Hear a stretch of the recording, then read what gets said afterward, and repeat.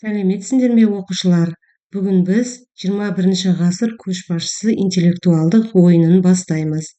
Олай болса, ойынның кезеңдерімен таныс болыңдар. Бірінші кезең таныстыру, екінші кезең бәйге, үшінші кезең полиглот, төртінші кезең ғажайып алаң деп аталады, ал бесінші кезең жорға деп аталады. Олай болса, өз-өзімізді бірінші таныстырып өтейік. Балалар, енді екінші кезеңді бастаймыз. Екінші кезеңнің сұрақтарын мұқият тыңдаңдар. Қазақтың тұңғыш ғарышкерін ата. Үш бұрыштың периметрін қалай табамыз? Антоним дегеніміз не? Тіктөрт бұрыштың периметрін қалай табамыз? 100 шығу үшін 35-ке қандай санды қосу керек? Қазақтың үш биін ата. 6 мен 8-дің көбейтіндісі нешеге тең? Бүлдірген тере барғанда мәтініндегі кейіпкер кім? Жалқы есім дегеніміз не? 72 мен 8-дің бөлінісі нешеге тең? Дара сан есім деген не? Ең үлкен ғаламшарды ата. Етістік деген не? 8 мен 7 санының көбейтіндісін ата. 6 мен 9-дің көбейтіндісі нешеге тең?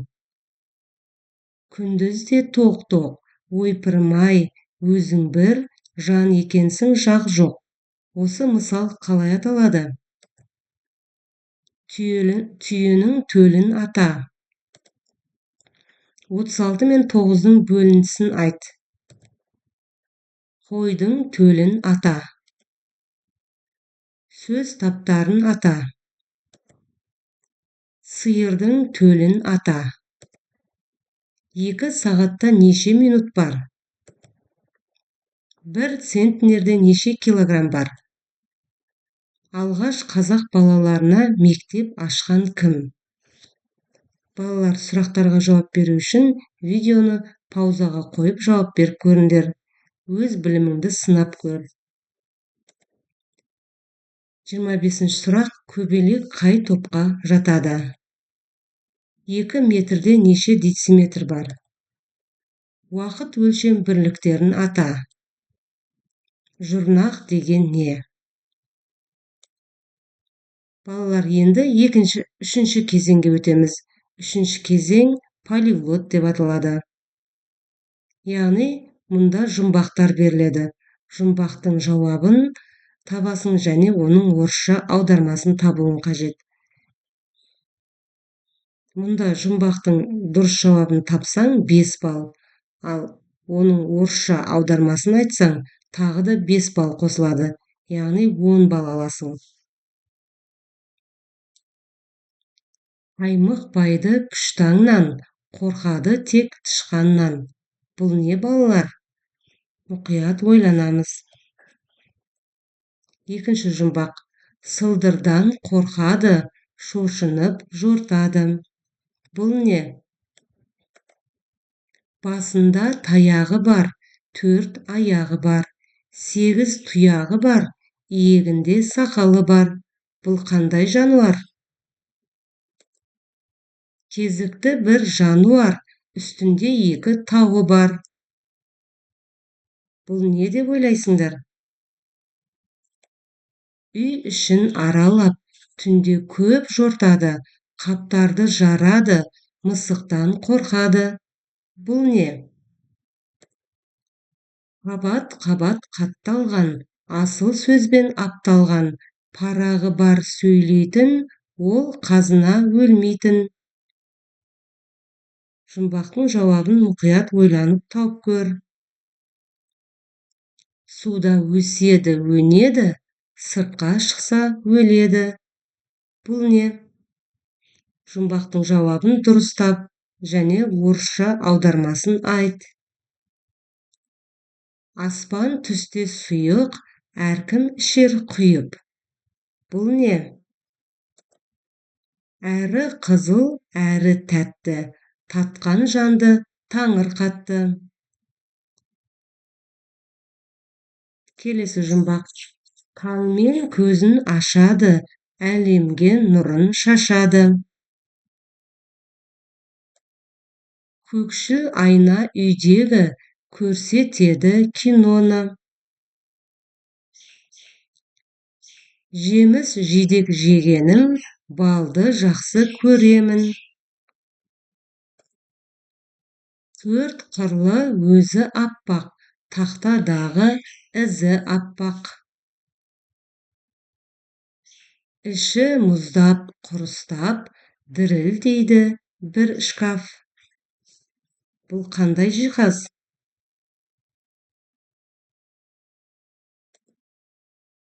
Балалар, келесі кезең ғажайып алаң деп аталады. Мәңгі бақи есте қалар, ғажайып бір кеш болсын. Білімдірек шәкірт озар, қиынырақ сұрақ болсын. Олай болса, балалар, ғажайып алаң сайысын бастаймыз. Мұнда сұрақтар тақтасы берілген. Мұнда 50 балға дейін яғни көрсетілген тақталарда. Сен қайсы тақтаны таңдасаң, сол ұпайды сен аласың. Мысалы, математика, әдебиет, жаратылыстану, фотосуреттер, қазақ тілі және қызықты сұрақтар берілген.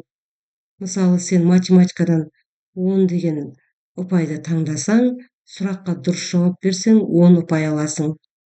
50 деген тақтаны таңдасаң, олай болса, сұраққа жауап берсең, сен 50 ұпай аласың. Олай болса, сұрақтарды таңдап көрейік. Мысалы, математика 10. 32 мен 8-дің бөліндісін 5-ке көбейт. Мұқият ойланып, дұрыс жауап беруге тырыс. Егер сен дұрыс жауап берсең, 10 ұпай аласың. Мысалы, енді 50 ұпай таңдап көрейік. Мұнда математикадан бірнеше сұрақтар берілген. Концертке 3 қыз қатысты. Бұл ұлдарға қарағанда 3-ке кем. Концертке қатысқан ұлдар саны қыздарға қарағанда неше есе артық? Ойланамыз. Жауабы, ұлдар 2 есе артық. Келесі, мысалы 30 ұпай таңдап көрейік. Балалар, мұнда сен әдебиетті, жаратылыстануды, қазақ тілді де таңдауыңа болады. Математиканың 30 ұпайын таңдап көрейік. Жарысқа әрқайсысында 4 баладан 3 топ қатысты. Жарысқа барлығы қанша бала қатысты? Ойланып көреміз. Өз жауабыңды дұрыс жауаппен салыстыр. Жарысқа 12 бала қатысты. Ал енді әдебиеттен таңдап көрейік. Мысалы, әдебиет 30. Өрттен құтқарушы иттер мәтінінде 12 баланы өрттен құтқарып қалған иттің атын айт. Өз жауабыңды дұрыс жауаппен салыстыр. Боб. Келесі, мысалы 20 ұпайды таңдап көрейік. Бекзат Саттарханов кім болған?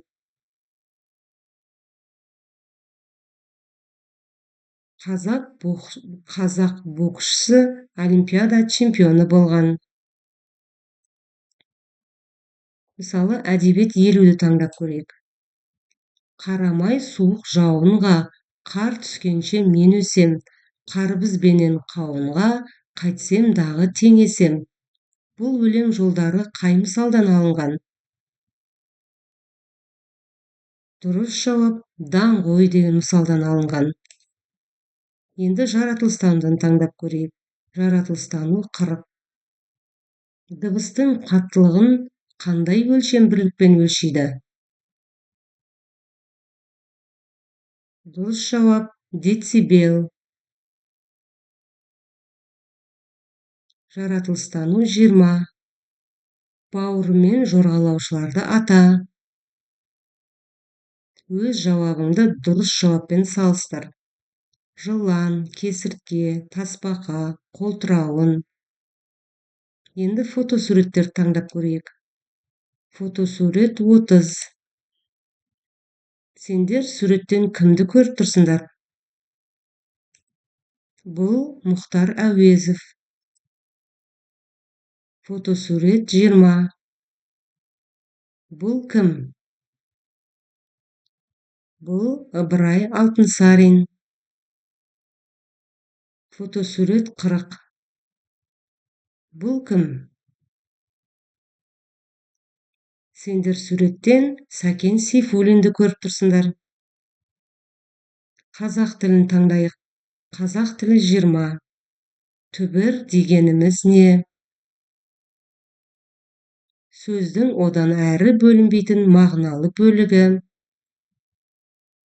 Қазақ тілі 50. Егіншілер сөзін сөз құрамына талда. Егін түбір, ші жұрнақ, лер жалғау. Енді қызықты сұраққа назар аударайық. Қызықты сұрақ 10. Артық суретті тап. Бұл жерде артық сурет қайсысы деп ойлайсыңдар? Ит. Яғни қалған суреттер жабайы жануарлар, ал ит үй жануары. Қызықты сұрақ 30. Үй қай бағытта орналасқан? Яғни суретке қараймыз, мына үй қай бағытта орналасқанын табуымыз қажет. Солтүстік батыста орналасқан. Қызықты сұрақ 40. Бұл не? Яғни суреттен нені көріп тұрсыңдар? Бұл мұзтау.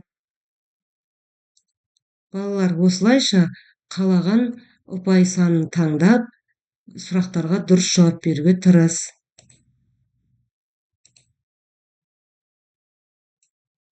Біз ғажайып алаң кезеңін өткіздік.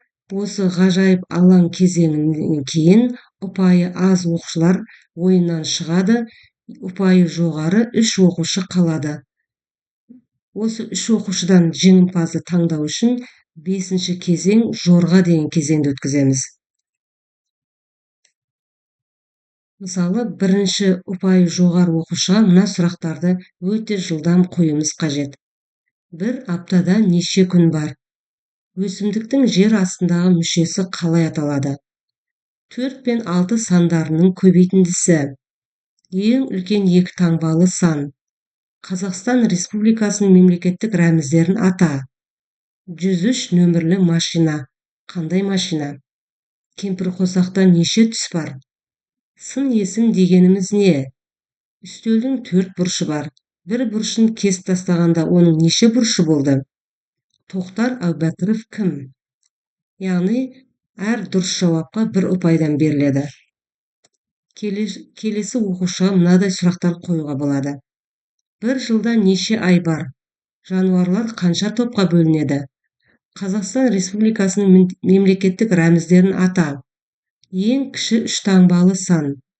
102 нөмірлі қандай машина? Сан есім дегеніміз не? Ең алғаш әліппені жазған кім? 2 бала 2 сағат шахмат ойнады. Әр бала қанша сағаттан ойнады? 4 пен 8 сандарының көбейтіндісі. 2 сағат 20 минутта неше минут бар? 3-ші оқушы. Бір тәулікте неше сағат бар? 101 нөмірлі қандай машина? Қазақстан Республикасының мемлекеттік рәміздерін ата. Ең үлкен 1 таңбалы сан. Ұлы Отан соғысының қандай батырларын білесің? Күрделі етістік дегеніміз не? Ыбырай Алтынсарин кім? 3 пен 9 сандарының көбейтіндісі. Арыстанның 2 алдыңғы аяғы, 2 артқы аяғы, 2 оң аяғы, 2 сол аяғы бар. Арыстанда неше аяқ бар? Бунақ денелілерге не жатады? Осы сұрақтан кейін бар осы 3 оқушының ұпай сандарын қосып, 21-ші ғасыр көшбасшысын, яғни сыныптың көшбасшысын анықтаймыз. көңіл қойып тыңдағандарыңыз үшін рахмет. Сау болыңыздар.